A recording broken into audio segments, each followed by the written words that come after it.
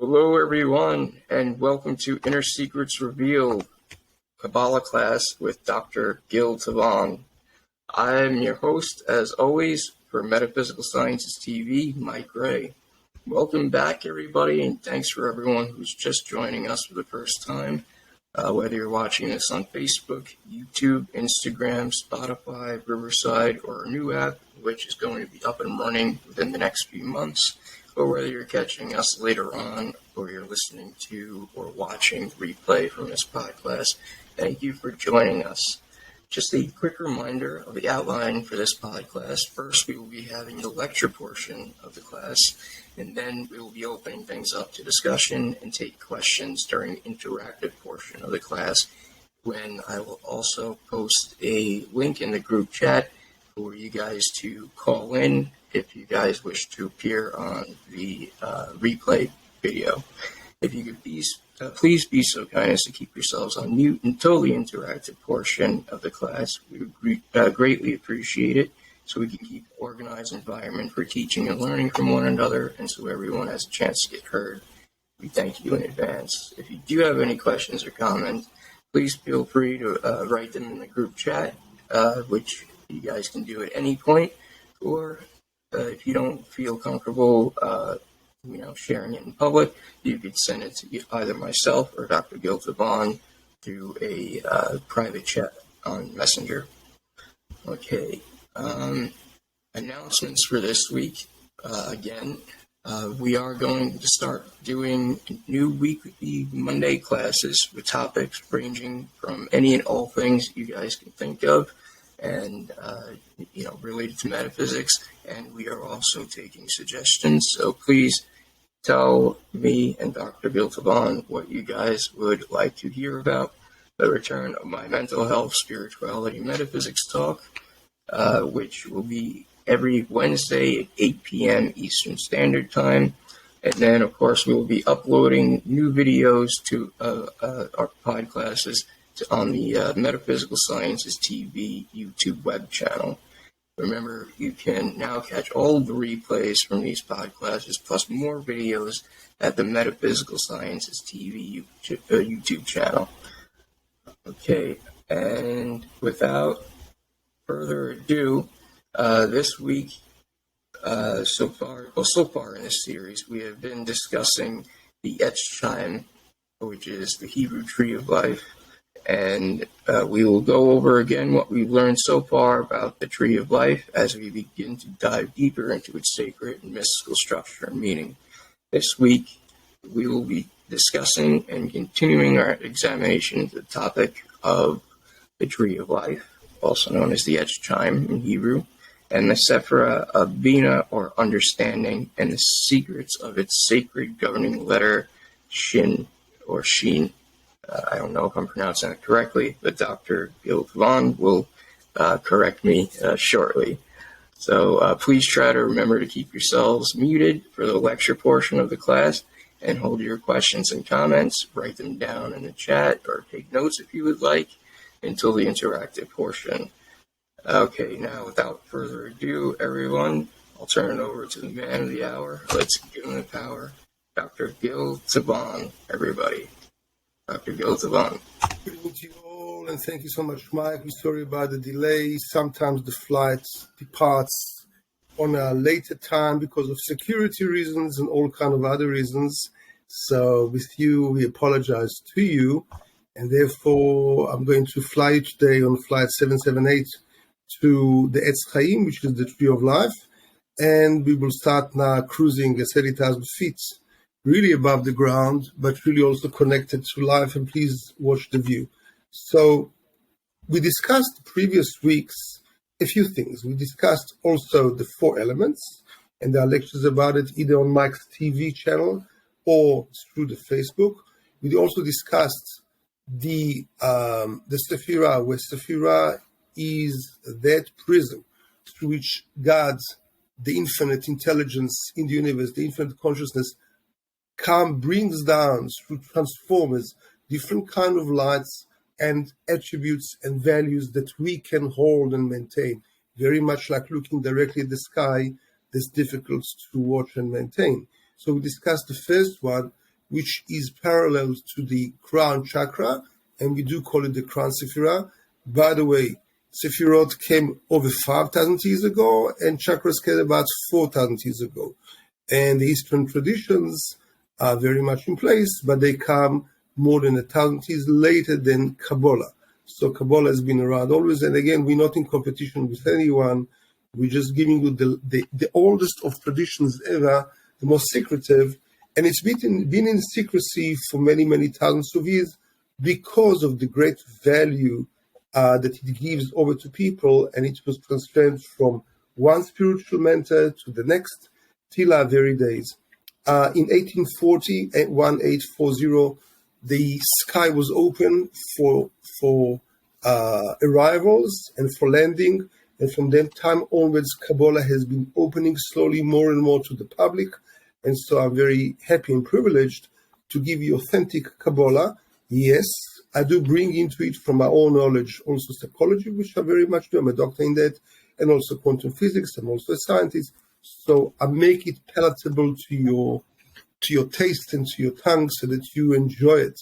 But Kabbalah is very authenticated. I learned by the giants that teach Kabbalah. Some of them have passed away. Some of them are still alive.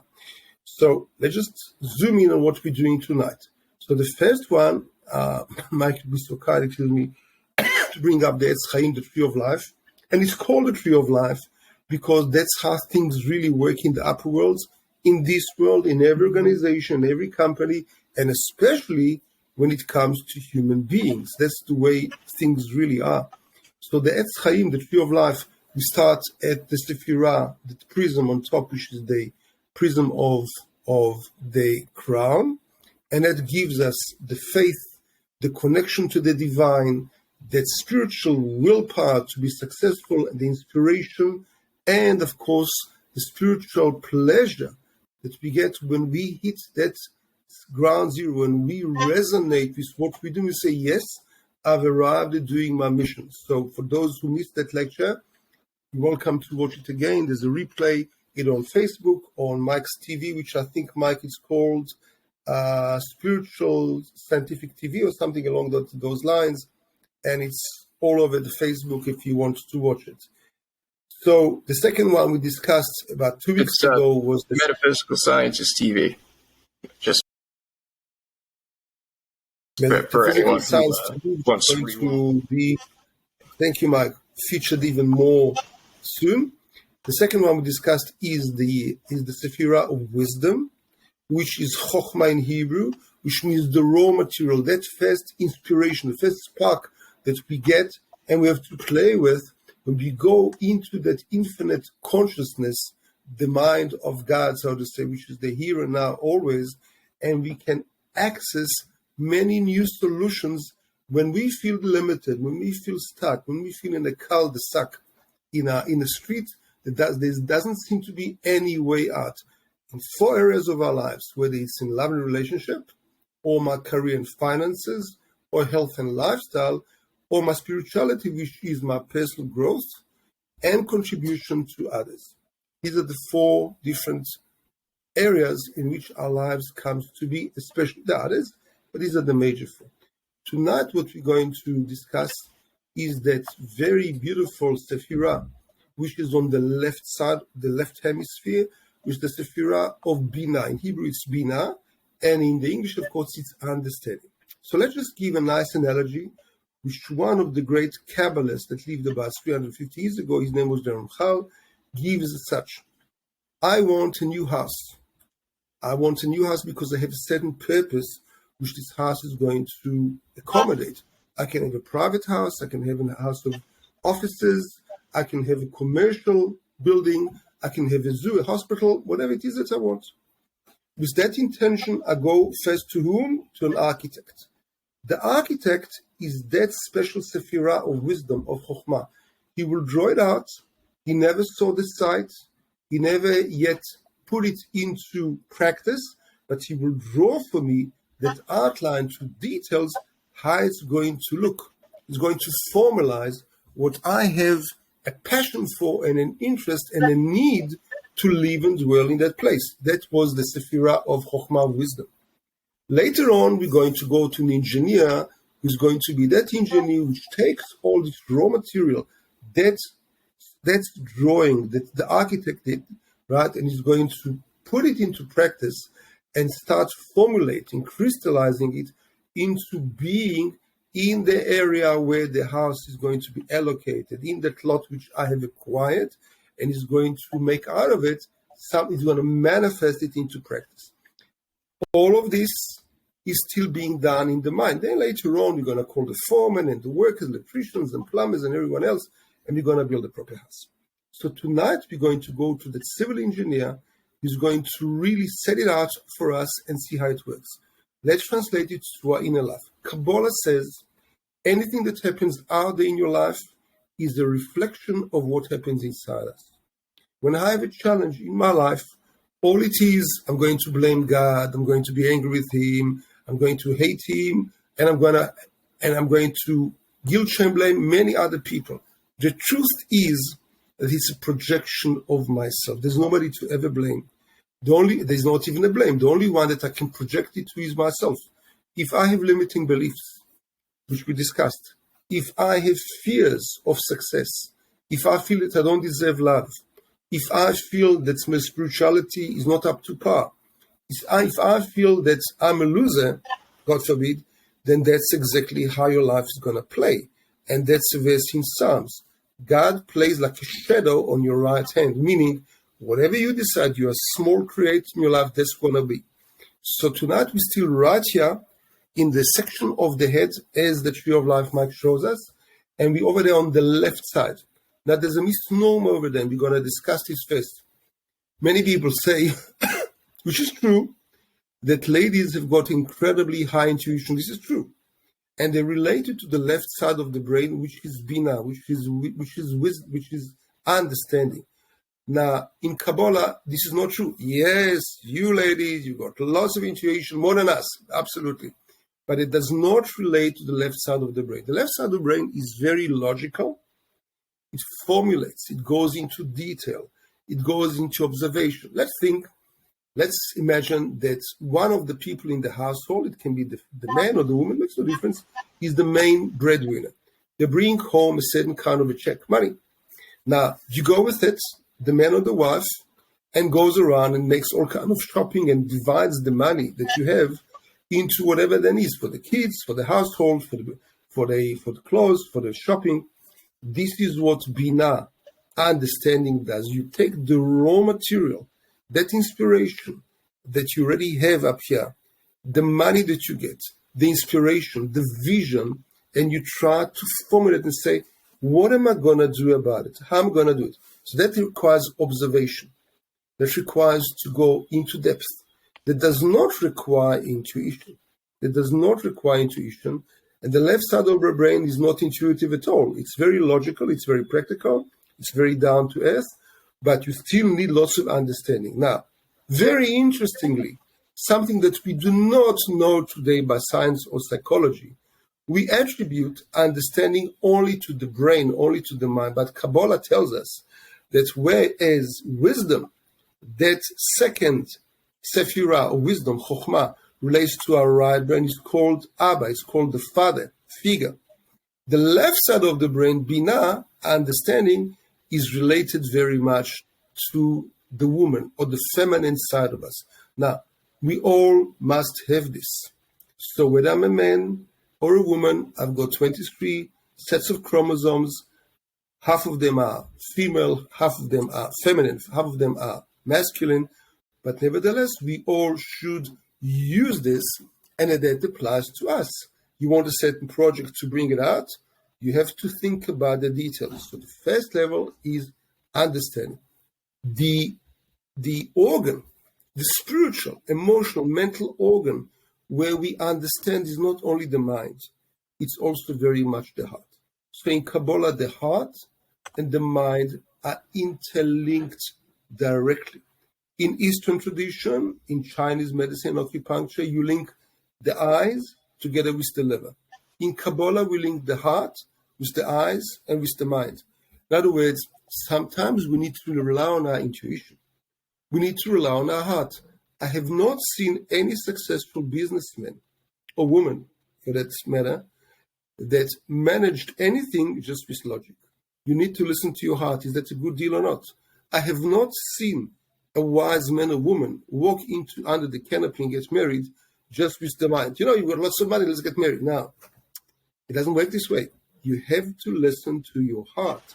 If the heart is in disagreement, in discoherence with your mind, with your logic, that's not going to work. So that's beautiful, Mike. So the first Sefirah he will be discussing is the left side of this beautiful divine trio, which is understanding, and all of them formulate a holy triad. But understanding is of very great importance, where you sit, you meditate, you observe things, you formulate, you brainstorm with yourself or with your loved ones, your partner, your partners at work. How are we going to crystallize, manifest what you have in mind? Now, what do we know about this? Today, one of the great interests of the world is to deal with the idea of health and lifestyle.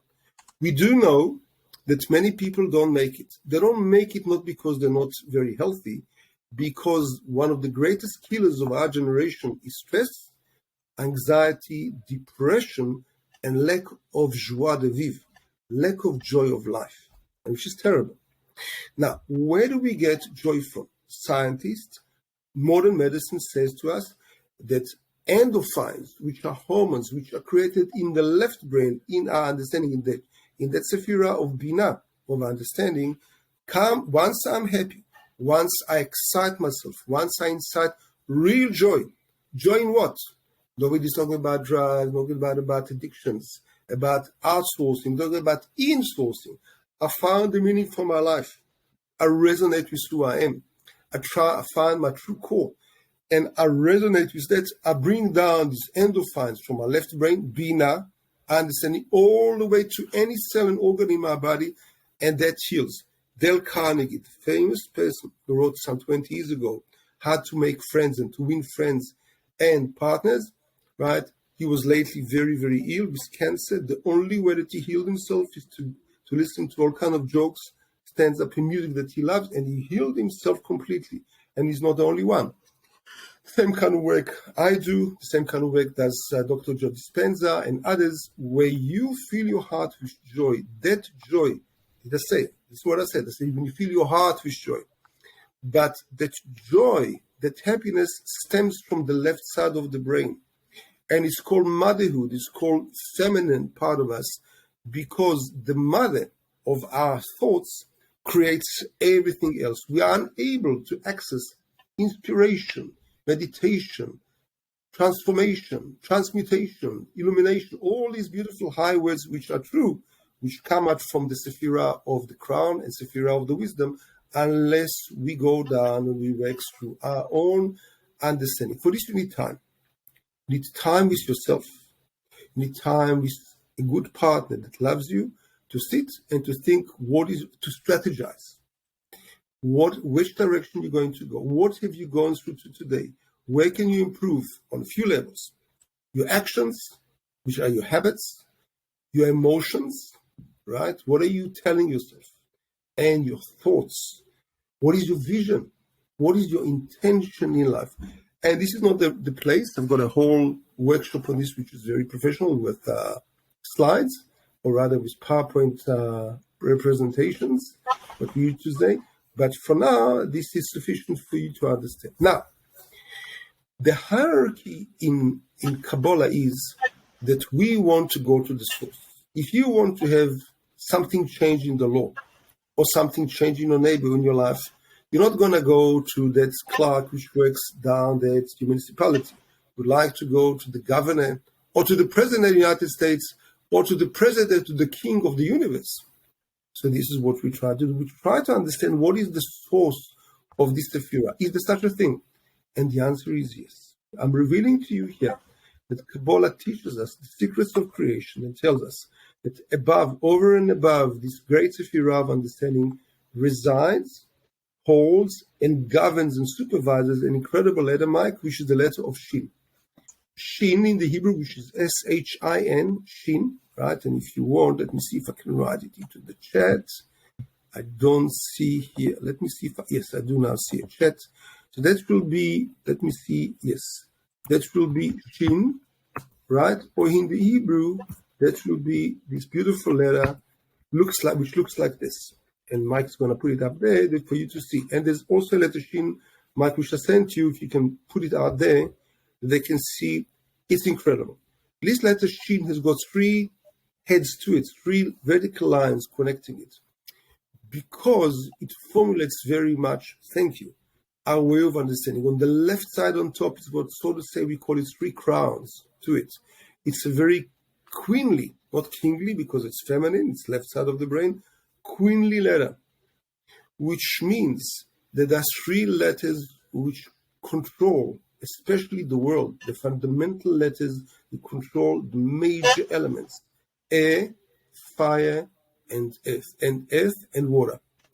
The water one is wisdom, which we discussed 2 weeks ago, which is Aleph. Which is Mem. The crown Sefirah is the letter Aleph, which controls the element of air. Today, zoom in. Just don't try to remember, just try to understand. Today, the letter which controls, manifests, governs, and supervises this incredible Sefirah of understanding is Shin, which means if I want, and I lack understanding, if I want to zoom in, I can meditate on the shape of the letter and mention it in a statement while I breathe in through my nose and out through my mouth and say Shin very slowly a few times. And also meditate on its shape, which is a very sacred shape. This sacred shape is written in the proper scroll of Torah, which is the old statement written on a parchment, which is over close to 4,000 years old, handed down to us that this is the real exact shape. So I struggled today, I was challenged to find for you the original way that we use today this letter. Obviously, when we write it in script, doesn't have to be so fancy, but this is the real shape that you should meditate on. What does it mean? So this letter we know controls, governs, and supervises this incredible Sefirah of understanding. If you're lacking any of this, or if you need more of this, and you want to meditate, to observe things like, meditate on that letter. If you want your feminine sides to be strong, if you want your joie de vivre, your joy of life, and to be healthier, this is the letter that you should meditate on. Let's discuss somebody's name that holds the letter Shin, like any name, Sean, Shannon, and others that you might know. Sarah. There's also it's a left side Shin, which turns out to be an S. So in the Hebrew, either it's an SH, which is a sh, or just an S, which can many times be a S like Sarah. Both are considered to be a Shin. There are exceptions, which we're going to discuss later on. And all of them are very high Sephirot, up in the tree of life that we should have. Those people that have it anywhere in their name, especially in the first letter, what do we know about them? They're very independent people.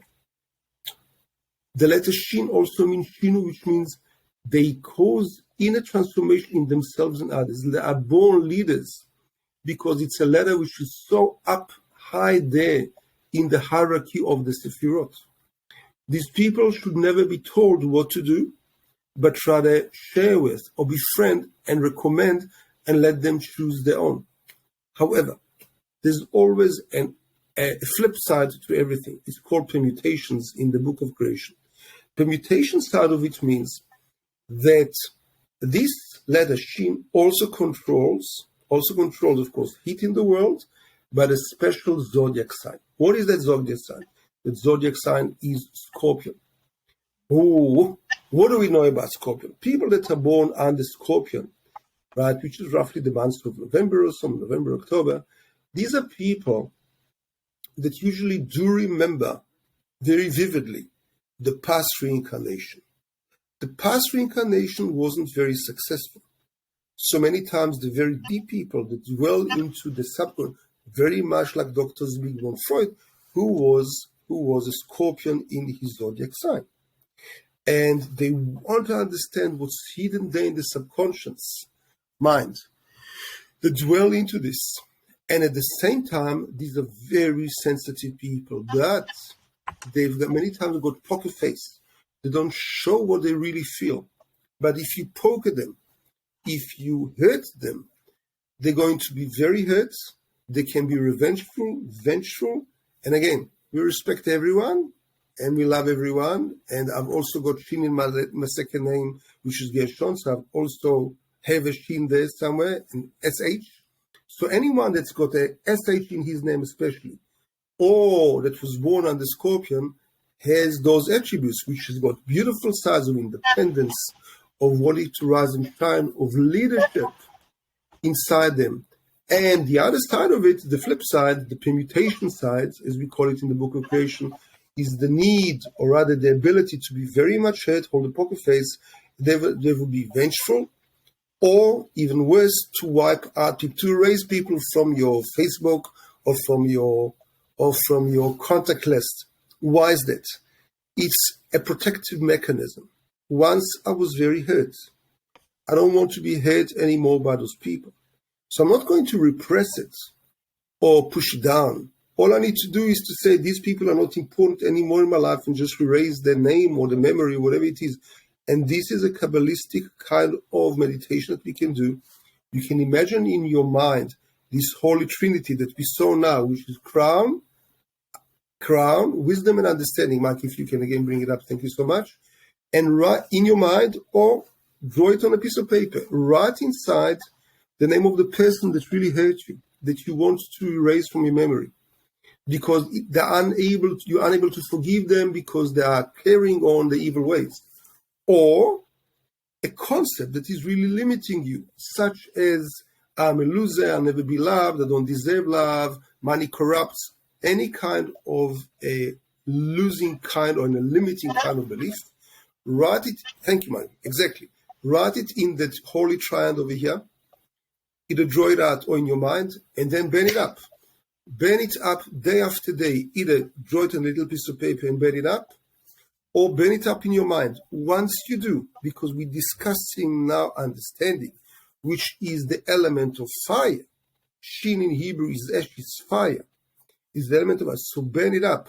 Once you do, those neurons in your mind start to disconnect from the person, from the hurt, from the concept, from your past. So many people will tell you, I cannot get rid of my negative triggers.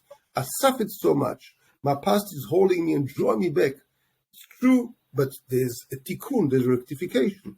By writing it down into that holy triad, or physically or in your mind, and burning it up physically or in your mind every day for at least 22 days against the 22 holy letters of the Hebrew alphabet, then we're starting to get rid of that negative habit, negative belief, limiting belief, person that has done us evil and bad and is not going to regret it, ask for forgiveness or change their ways. We're going to get rid of this. Why should we suffer from somebody who's a very hateful or person, or a negative addiction? Negative addiction as well. We want to get rid of it and we're unable to because the urge is so strong. It became second nature to us. There's a terrible edge that draws us down and ruins our life and destroys our life. So this is one way. It's not the only way, but it's one way to start the procedure, at least even in our own mind, of getting rid of those negative habits. Make sense? Very good. I will just carry on a little bit because we started a little bit late, so I will do that. And then also, if you do recall, Mike has sent me quite a few of your questions, which I'm going to address one by one as time does allow us to do so. There's a planet. To every star behind every zodiac sign and controlled by every Sefirah and letter, there's a planet which controls and as a transformer the activity. Not that the planet is alive, but it acts like a transformer, through which God, the divine, sends all kinds of powers to this world. Astrology, many thousands of years back, believed that it's got its own power and subjugated itself, bowed down to those powers, like Zeus, Venus, Mars. They attributed real powers to them. We understand today that is not true, but they're rather acting as transformers in the sky to show us the different powers in your life. So if you have Shin, S-H in your name, or if you're born as a scorpion, or if you got an S even in your name somewhere, even in your last name, that means that we are in a way governed also by the planet of Pluto. Now, Pluto, when was Pluto found? Pluto was found in 1931 at the rise of Nazism, at the rise of destruction in the world. So it can be a very destructive kind of star and very self-destructive as well if we allow to do so. However, if we find the tikkun, the rectification for it, thank you very much, Mike. The tikkun for it is looking for peace, trying to make peace with all the pieces. Because in the Hebrew, the word for peace is shalom, right? As we know. In Arabic, it's salam alaikum, and in the Hebrew, it's shalom, the original. From this word, we know the word Jerusalem, which is Yerushalayim, right? Which is the city of God-fearing and completeness and wholesomeness and peace. That's why all the three major religions in the world go to Jerusalem, Judaism, Islam, as well as Christianity, because it is a very holy city where the temple was, two temples were there for over 800 years, as we do know, and many holy places are there for all these three religions. To summarize for today, we can get out of self-destruction. We can get out of feeling sorry for ourselves and being very revengeful and vengeful with other people by doing our own work and coming to peace with our past, with burning up in our own mind in this holy triad those concepts of the names of those people that we know that do not want to say sorry, cannot be changed. Again, we don't hate anyone, just in our own minds, just on a piece of paper. We erase the name, or we erase that concept, or we erase that addiction that we want to erase or wipe out from our life. Now, thank you so much. I don't want to hold you more than we have promised. I will turn for a second, Mike, to the question that you have sent to me through the week, and I will address them. If anyone out there has said or sent anything through the chat which I cannot see, I will really appreciate if you do so now or come online soon, and I can answer it as time does allow. So let me just quickly go up here, Mike, and see where did you send it to me? Right, there we go. So, right. No, I think this is something else. Like, if you can forward to me through the text, please, again, those questions that you had. Oh, here we are. I see them now. So we've got lots of questions this week so far already. So we're going to share a few of them, which as well. Well, number one, popular question. I know what it means according to Antibuk order of relations, but what does it mean in Kabbalah that Euphrates River is now drying up? Wars, rumors, children being sacrificed, status erected to false idols. Well, this is the first question. Correct me, Mike, if I'm wrong, but this is what I'm reading from the text of people that have sent it to you. So Euphrates River is very famous to the extent that it's actually already in the Bible, in Genesis, the beginning of creation, where it discusses the Garden of Eden. So when we have all kind of rumors of, we're living in a very challenging times, where if you look at history, we know that there were the 10 plagues of Egypt. We're suffering much more than ever before those 10 plagues. Yes, it looked in the time like the plague of blood and frogs, etc., and hail. Today we have tsunamis, we have rivers which are overflowing, we have monsoons in the Far East, we have earthquakes, we have many other tragedies that many people around the world are suffering, including starvation in the third world countries, in Africa and other places, in Afghanistan, in Pakistan, and many other places. And at the same time, I witnessed myself as a child when I was in Rhodesia, today Zimbabwe, sacrificing a child, meaning walking him in the fire when he was 13. As a child, I was unable to I was just revolted, but he was asked to run through a fire. If he's successful, well, he tells the life, he's a man. But if he isn't, he's going to find his death. And I was shocked to see it as a child, but this is something that's of old, that is already called in the Old Testament, the Torah, as Molech. Molech means that sacrifice of children. Nobody should ever go this way. Nobody should ever do this kind of thing. This is very primitive, very barbaric, very paganistic kind of things. The reason why we have wars out there, starvation, etc., is not because God has got anything cruel against any one of us or any one nation. No. It's because people in their own selves, we look for fights, we look for wars, we look for argumentative, we look to see who's going to be strong and I'm smarter than you kind of policy. We still, many people around the world worship paganistic, and I love and respect every person, but in tradition, we got many, many billions of people around the world who still are either atheistic or still are paganistic and bow down to the sun, planets, and others. This world has to grow up. We need to mature to the level and that's why I introduced something like quantum physics, that watching that, understanding that, we can definitely understand that through quantum physics, it belongs to all religions. We found God. We find the infinite consciousness that permeates the universe. So it's not anymore only a question of theory or belief. Today we have it as a fact out there. So that's why I'm bringing it in, to fortify, to strengthen you in your belief system that this is absolutely truth. Right. Question number 2, popular question. Whether it's Jesus or another Savior, where is our King Messiah? Right, the Mashiach. Right. Now, again, I don't speak about any religion, but I'll speak about facts as I know them, and please might correct me if I'm wrong, but I've studied Quran, which is the Muslim teachings. I've studied the Old Testament, the New Testament, so I am very much familiar, and I don't speak from hearsay or assumptions, but I know. But I don't know everything. So how does it work? Jesus, and again, I don't come to defy or to criticize or confront any religion. I'm speaking about physical facts of today. Jesus in the New Testament promised that he will take the suffering upon himself, and nobody will suffer anymore, and there won't be any sick people anymore, and he will heal all the sick and all the crippled and everything else.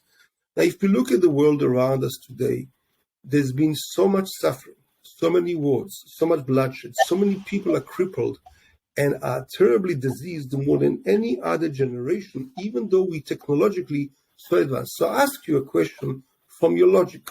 Leave your belief for a minute at home. Where is that promise? Now, we check not by what is being promised. You know, many people, I speak to business people, say, trust me. Well, I don't trust you. Don't you trust me? No, I don't. So don't trust me either. Trust your own logic. We're talking about the Sefirah of logic now. Does that promise hold water? Was that promise ever proved? And the answer is absolutely no. There's been bloodshed and terrible disease and starvation and suffering throughout the world till today. We've got Ukraine right now, beautiful millions and millions of people suffering.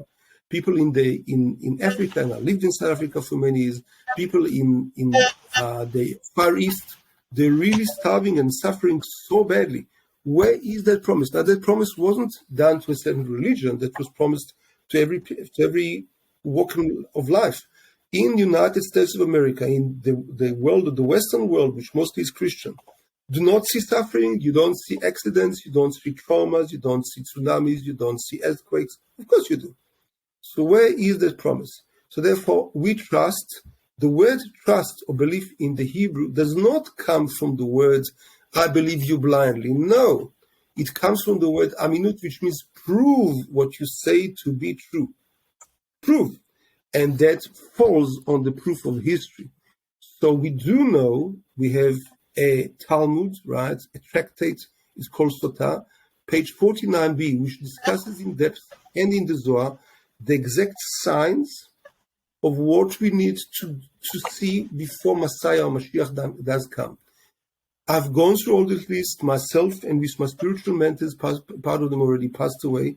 And in our generation, we have all of them, which includes tsunamis and monsoons, and includes the fact that we are very brazen and blunt and nasty to our parents, to other elderly people. Many signs that are there that we know that will be.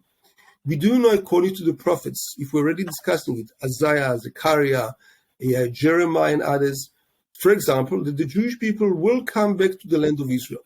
According to the prophecy of Islam, according to the prophecy clearly written in the New Testament and held by the Vatican, the Jewish people will never, ever come back to the land of Israel. Now, according to the logic, the Sefirah of Binah, that is true.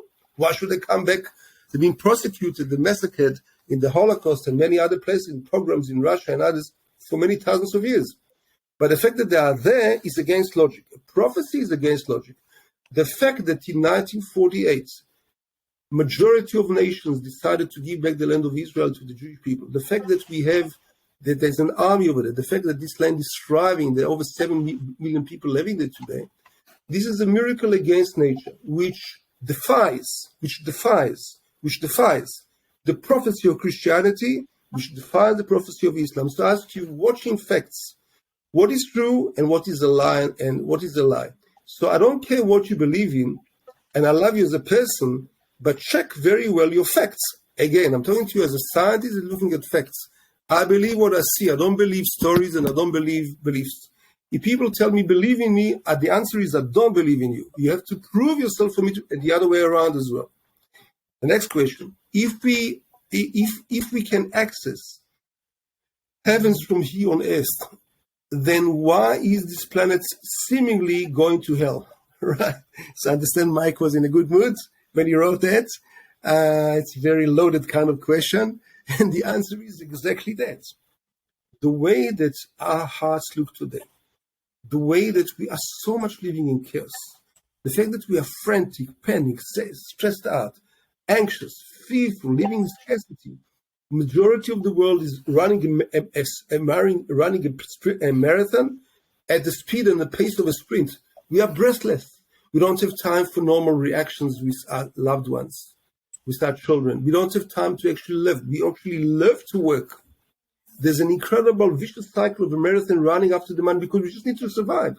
Because survival, especially in the States, is so high. And we constantly raise the bar of how much we need. And therefore, this world and this planet seems to be going very much haywire. Part of it because people, and again, I love every one of you, because people usually see themselves. The major thing in Kabbalah to rectify, tikkun, is our own selfishness, self-centeredness. If I see myself, in many countries, they've got this green raft, which means I don't use deodorants. If it says on it, it's not user-friendly for the ozone layer because it's going to kill all of us. But many people don't care. They just use it. If on every cigarette it said it's got 243 kinds of cancer, potential cancer, and the whole world is smoking. So this is why the world is going to hell, because people don't care, or they think about the second, they don't see the total picture. So much more so any kind of addiction. Now, when you decide to smoke, I'm a passive smoker next to you, and I suffer from this as well. So when you think you're only doing yourself harm, no, you're not. You're hurting me as well. When a person decides to take arms, right, you're not only because of own selfishness and wanting to be lazy of going to work, so he wants to take the money and rob other people for their own money, for whatever it is, or woman for her own subjective body. That's a terrible thing because he's just being very selfish, thinking about his own needs and seeing other people or the money as an object. That's terrible. That's disgusting. That's criminal. And these people definitely sit in jail, and I'm the first one to report them and to go out there and to put them out there. So this is why the world is going to hell, because we need to have unconditional love. We need to start to be sensitive to others. We need to start to be sensitive not only to animals, which Americans love so much, but to other people, to homeless people, to our planet, to our surroundings, to the plants around us, to everything. And that takes time and observation. This is part of what we're laying in the Sefirot. And again, I'm speaking and I'm shouting from my heart with pain and with love, not with any kind of criticism. And first of all, I'm speaking about myself. I'm taking my own to myself, this understand these ethical values. Number 4, if somebody asks for help from Kabbalah for their own personal gain, what would happen? So this is a very interesting question, and I touched on it in one of my previous lectures, which means as follows. Kabbalah, the whole basis of it is trying to rectify who we are as human beings and turning around, transforming this terrible selfishness and self-centeredness into seeing the other. Love your fellow as you love yourself. Be compassionate, be kind, be sensitive, be dignified to our religions, other cultures, to any other human, whatever walk of life they are. So once we abuse Kabbalah, instead of being white magic, that can definitely turn into black magic. And so those parts of Kabbalah, which part of it I know very well, I never teach, never ever, because I'm so scared that their knowledge will fall into the wrong hands and will do harm to other people, as people have done so in many other kind of sex, cults, etc. So Kabbalah does go into this, but you have to refine your inner character so much before you know how to use it. If tomorrow you're going to be angry at your neighbor, or somebody cuts you in the road and you're going to use against him one of the 72 holy names which can do harm to people, I don't want to teach you that. So therefore, we don't give into the wrong hands the wrong information, because it's really dangerous weaponry. So that's why, don't worry, this class will never teach you these kind of things. Yes, I do know it. Yes, I don't teach it. And I understand also the why. Fifth question and last, and then any other question from you, we call it a night.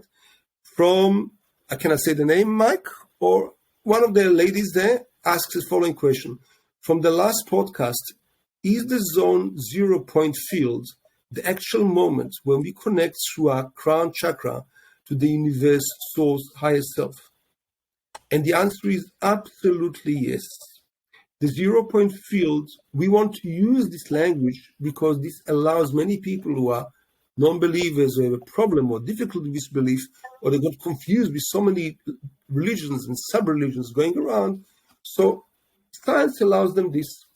However, I wrote a very important article which I published in all the social media quite a few 2 weeks ago about demystifying science.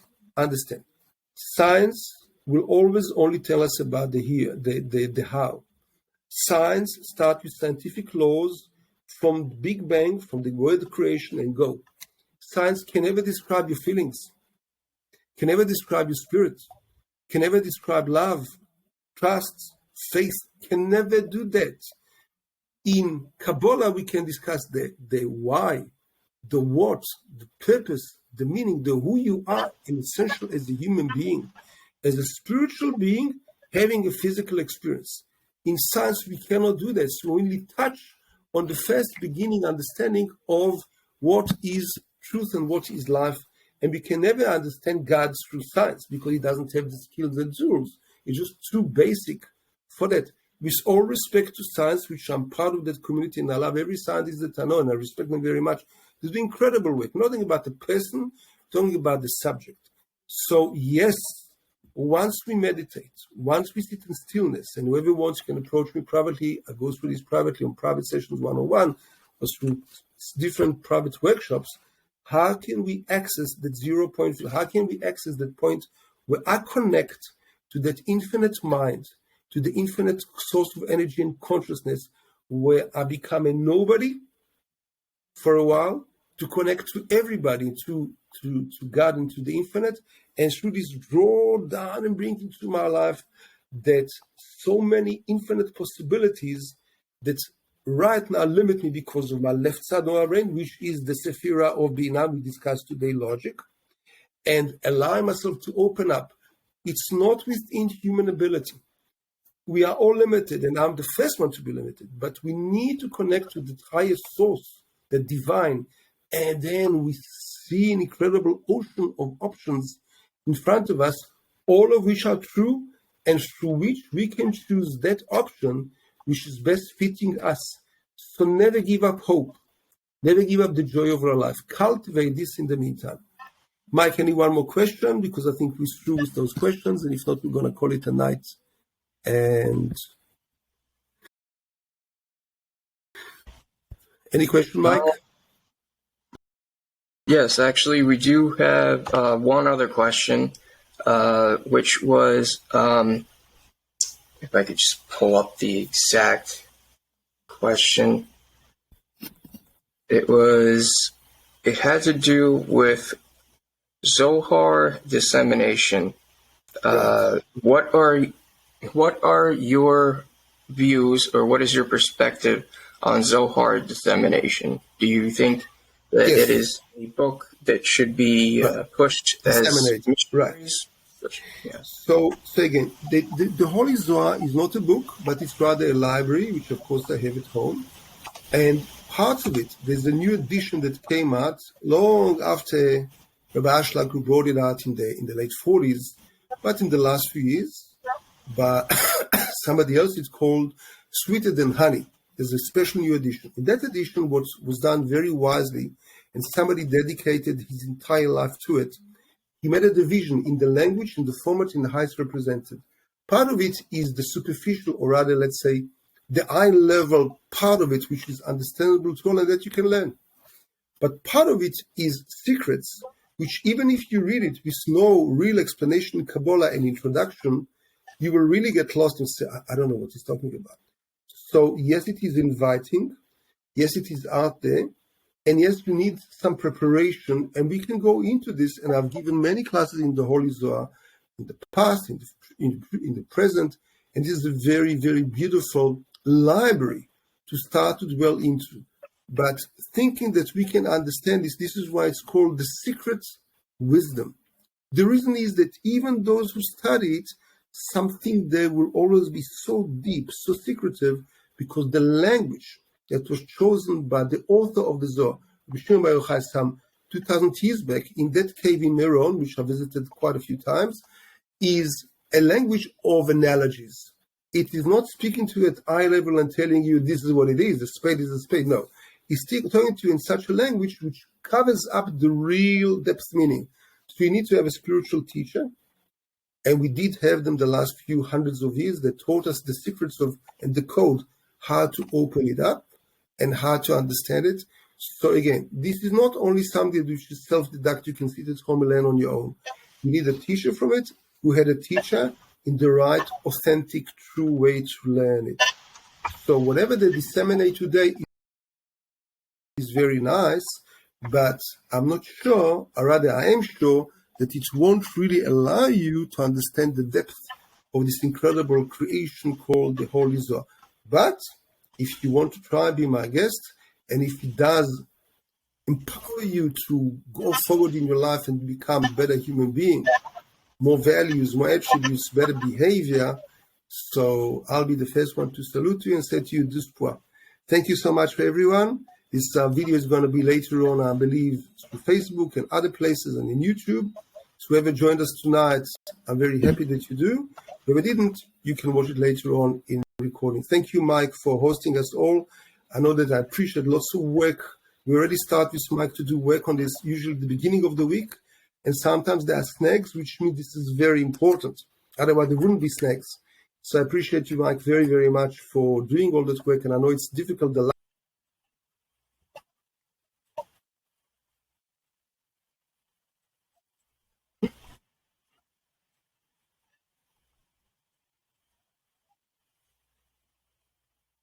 Okay, thank you very much to Dr. Gil Tivon. Seems like he had to leave in a hurry. But, okay, thank you again to everybody for joining us this week. As always, I would like to thank once again Dr. Gil Tivon for putting this together and all the other incredible and enlightening podclasses, which everyone can find the replays of at Metaphysical Sciences TV on YouTube. I thank everyone who participated or anyone who just sat back and absorbed the knowledge. Thank you again for all the wonderful questions. I hope you were all able to get something out of this episode. And remember, the new web channel on YouTube is again called Metaphysical Sciences TV. We now have our own YouTube channel where you can see where psychology, mental health, spirituality, metaphysics, mysticism, quantum physics, and spirituality overlap, just like you did in this episode. And we can find out what Kabbalah, metaphysics, plus so much more has to teach us on this new channel. Again, Thank you to everybody who joined us and has watched through this podcast. If anyone would like to reach out to Dr. Gil Tivon, here is his contact information. And thank you again, everybody, for watching another episode of Inner Secrets Revealed Kabbalah Class with Dr. Gil Tivon, which you can only find at Metaphysical Sciences TV, and you can find the replays posted on all different social media platforms once they're uploaded to the YouTube channel. Thank you again, everybody. I wish you all a good evening, morning, noon, night, whatever it is. Until next time, I'm Mike Ray, and this was Inner Secrets Revealed, Kabbalah Class with Dr. Gil. Thanks for joining us.